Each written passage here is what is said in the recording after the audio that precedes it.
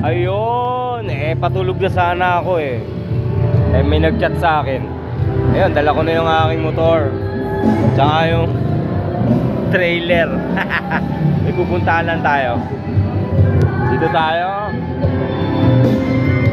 Ayun, nandito tayo ngayon sa Daji Bar. Dito lang sa Bignay. Daji Bar, ha? Pag maghahanap kayo ng venue, dito na kayo sa Daji Bar. Ayan, pasukin na natin.